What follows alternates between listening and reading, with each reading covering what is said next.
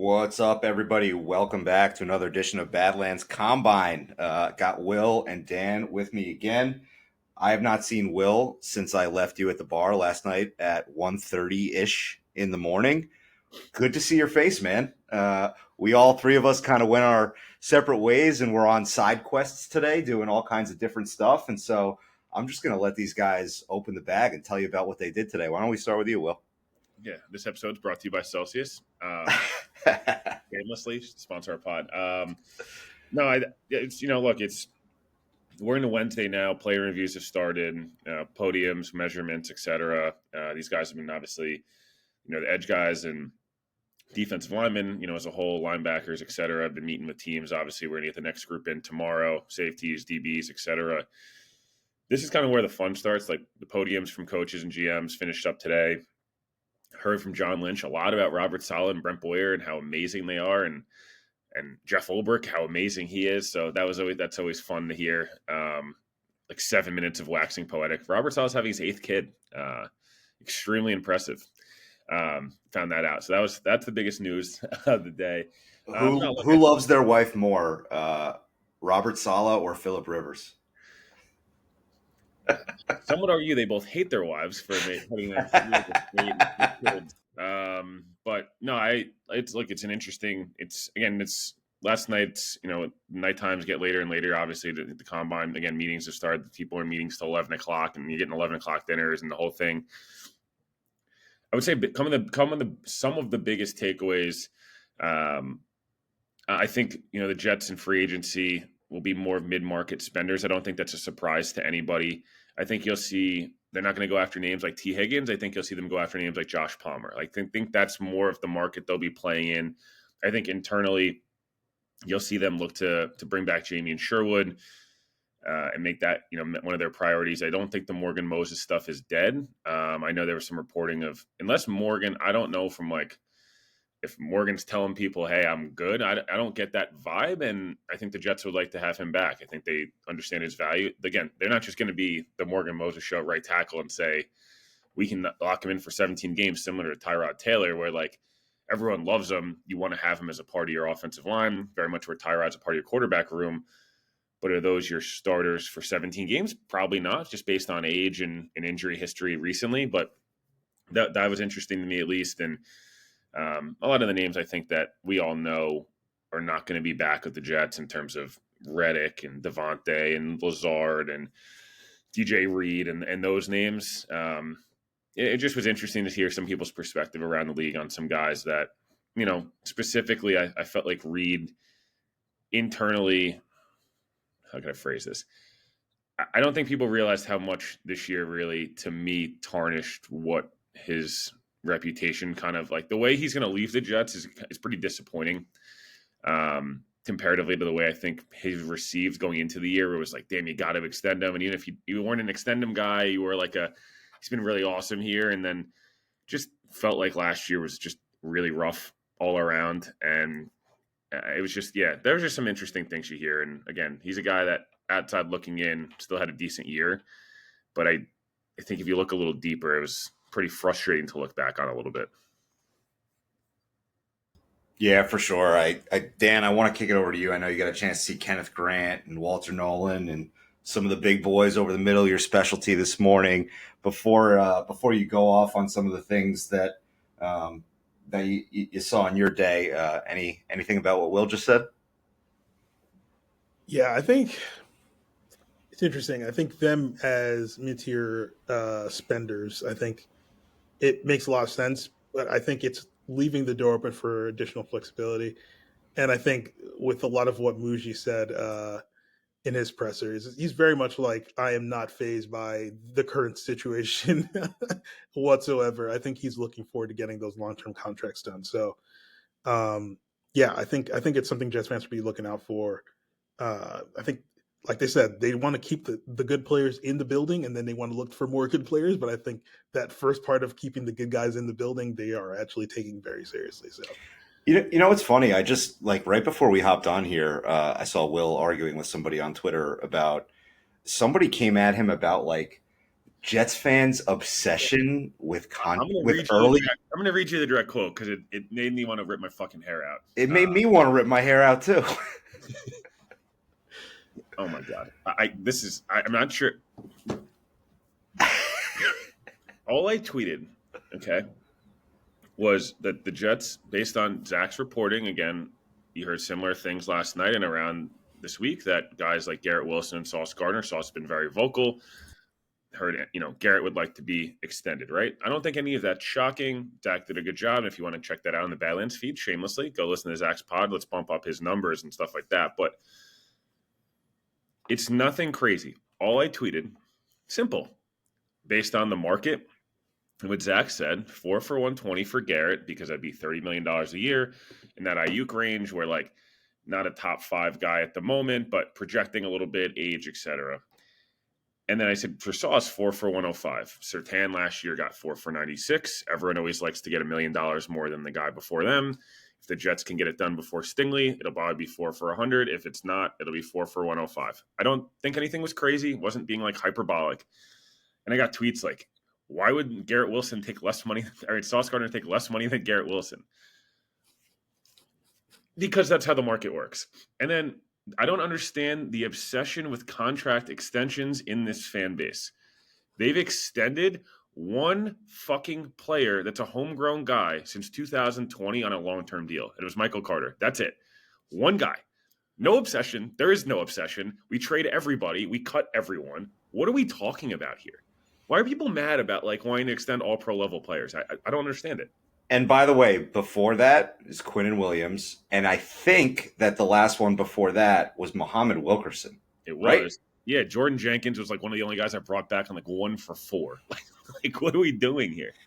Like to not be able to see how that's a problem and how it needs to be resolved is wild. But I think the fact that we're hearing these guys, Muji and Glenn, have, number one, recognition of the problem, but also an intention to rectify it. And hopefully we'll take quick action this offseason early before the contracts are due. Because like you said, Will, in your response, the MO of the franchise is to wait until the last possible minute. The price goes up because the market increases. Other players get paid. They want to top those contracts. Plus, now you introduce external competition where you're actually having to compete for your own guys. So it's not about, hey, let me get in on this early and taking the, for lack of a better example, like the Atlanta Braves method. Now you're just going out and you're putting yourself on a level playing field with the rest of the NFL when you don't have to do that, right? You can get this done early. And so it's such a gaping hole in the Jets' procedure and the way that they operate. That's so easy to close if you just start paying attention to it a little bit better. I don't see how anybody could recoil at like the possibility of that. I think it's great and it's fantastic that these guys even want to stay. I just have a question for you guys in terms of this, right? Like, we heard, you guys were there yesterday. We heard Darren Muji and Aaron Glenn reference everyone in all 32 people at all 32 coaches and GMs that have spoken. I think 29 of the coaches have spoken, McVay and Kyle, and didn't, but whatever. They've all talked about the Eagles, right? And you guys are Mets fans. People talk about the Braves. My frustration with the Yankees for a long time. I'm sure your guys' frustration with the Mets at times. Frustration with the Jets. The Cowboys fans probably feel this more than anybody. The Bengals fans are going to feel this for damn sure because Jamar Chase would have cost them $33 million a year 12 months ago, and instead he's going to cost them $40+ million a year with way more guaranteed money. What I don't understand is, don't you want your team to be a year early than a year late? Because if Sauce goes out and is an all-pro again, he's getting $30 million a year. He's not getting 25. And if Garrett Wilson goes out and has 1,500 yards, which isn't that crazy for him to take a leap with an offense that, like, utilizes their best player, he's going to be a $35 million a year receiver. And then you can't afford John Simpson in free agency because you're paying too many guys. So, like, get ahead of these things. Yeah, after year 3, I'd rather pay these guys now and their contracts are up.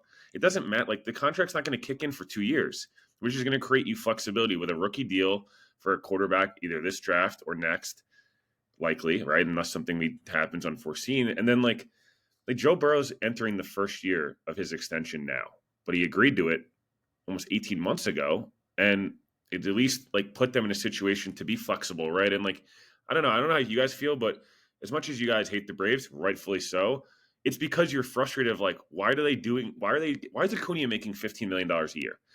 Right? Like, it doesn't make sense. So I don't know. I can't. Why would you want to be last when you could just be first? Like, I don't get it. It's the right way to do things, and I think there's no better example of it than what happened with Bryce Huff and Hassan Reddick. It's like a perfect recent example of, hey, we want to set a price on our own guy that we've had very cheap for many years, and Well, you know instead, better than anybody. right, Medicals and building. exactly, we don't have to do work on him, and instead you opt to replace that in the free agency market, or in this case, a trade market, but he wanted a new contract, so it ended up kind of being the same negotiation anyway. You paid more money. It was a shorter term, but you paid more money and you got basically nothing out of it, right? And so, like, the right way to operate is to create that flexibility for yourself, keep the guys you want, and then go mid-tier shopping, like you said, in free agency. You don't want the best players on your team to be coming from free agency, because why did they leave another team, right? So, Dan, go off. You're nodding your head. Go.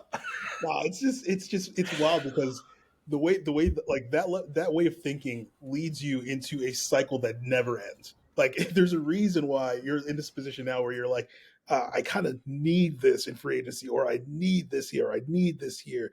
Like there's so many teams who, like the Eagles, for example, it's a perfect example. Like they say, okay, yeah, Bryce Huff's cool, and we don't want to deal with the Reddick situation.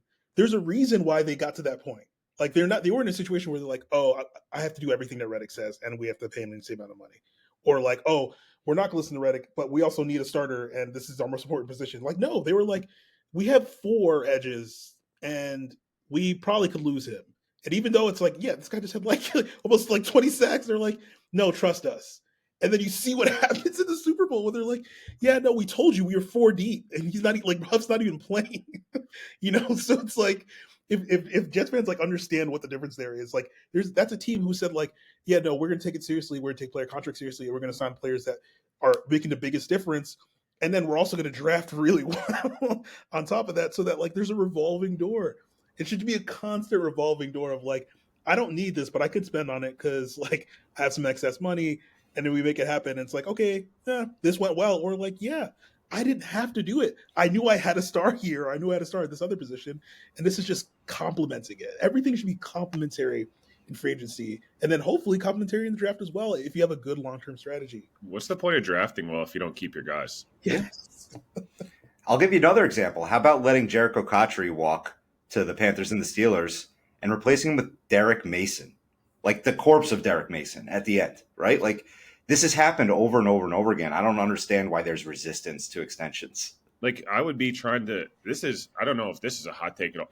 I'm not saying this whole roster is amazing in any way, shape, or form. There's holes. I understand that. Why are you not going to John Simpson and saying, hey, let's tack on a year?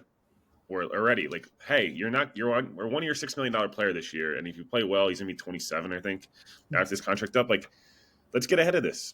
Hey, new regime, you did a really nice job last year. We're gonna reward you with an extra year on your deal. AVT, like, can we work something out and meet in the middle? And if they feel like the medicals are good and they feel like a full year healthy, maybe you wait on AVT, right? Or you wait on Brees and Jermaine just because, hey, you want to see how the injuries respond, the knee, the Achilles, respectively, but John Lynch had a quote today that I thought was really interesting amidst the rest of the other stuff. He's like, someone asked him about high floor, lower ceiling, the older prospects potentially being a lower ceiling, and then high, the younger 20-year-old prospect that like is going to need a lot of seasoning, and you hope that you can make them hit that high ceiling, right? And the Zach Wilson and Sam Darnold versus maybe I don't know. I can't think of the Tyler Shook. Like, I know they're not nothing to do with each other. I'm just, my point being hot, young versus older. He said, you love to have a guy for 12 years. And he's like, but if you draft with the mindset of just always having a guy for 12 years, he's like, you're going to really struggle. He's like, you need to have a balance of guys of, can we build a roster that we can hopefully get at least 1 contract, maybe 2 out of? And then can we draft some of those blue chip guys so we can get 3 or 4 contracts out of, right? He's like, and it was just an interesting quote because I never really, not that I never thought about it that way, but, in the middle rounds of the draft, we talk so much about this, and you guys have talked to so many different people this week of what are they doing in round 3? What are they doing? Like, maybe round 4 is your guy that's a 1 contract guy that fills a role, and then you move on and you redraft for the comp pick or the next 4th round, replace him, but your first round guy is your 12-year guy. Sauce and Garrett are your 12-year guys, you hope. And then maybe, I don't know, the meat and potatoes of this draft can be your one contract guy that like just gets you through at $1 million a year. And like once they're done, they move on. Like I just like to see the Jets be a forward thinking organization going forward. It sounds like a lot of the thinking that you hear around the new regime is that way. But again, you got to go see it. And I'd like, again, to start with Garrett Wilson. Your silence right now is pretty deafening of like, hey, I'd like to get paid here and win some football games. That's a good show of faith to the rest of the locker room. Of like, hey, we extended Michael Carter last year, and that was a really nice thing. Now we're extending our superstar level players. And you just start to like become competent a little bit. And Paul and Dan, I'll tee this one up. Like we obviously see the Woody article, not the article, the NFL Players Association every year drops their, rankings about the building and ownership and all that different stuff. The Jets obviously come in last, and they went from a B- to an F within 12 months. And curious your guys' thoughts, because this is one of those. This is the players. It's not coming from media or leaky faucets that may have gotten fired. So what do you guys make of that article as a whole and just all that stuff? Dan, I guess you go first. Yeah, I think there's a lot of sour grapes happening there, but I think one of the main things that uh, I took away from it is that there's still an element there of blaming everything other than the real problem for why things are the way that they are. And I think, unfortunately, Ryan Fitzpatrick made a point, as much as I hate to admit it, of like, there's a lot of complainers. And like, that's the exact atmosphere that Aaron Glenn and folks are gonna have to get rid of, because one, like it's hard to say that things change that dramatically from one year to the other. I think from an outsider's perspective for us, it's like, no, it's the same. Like, and then seeing the head coach grade and hearing that it's specifically about Ulbrich is like, come on, like we have like you know insights in terms of what he's telling us about what your day to day is like, and it just wasn't impressive. Like, we knew that he was struggling, we knew he couldn't figure out the reasons why things weren't going the way that they were, and we knew that he never figured it out at the end. So it's like, if this is just about like, oh, we didn't like how Salah was fired, we didn't like the timing of this, we didn't like that, we didn't like that, like, okay, but like, I think at the end of the day, folks just have to take a look in the mirror, and obviously there's a lot of time for that to happen, but I think that it's just, yeah, it just feels super complaining to me, super petty, and like just distancing yourself from the actual problem. Yeah, and to continue that thought through, that the thing that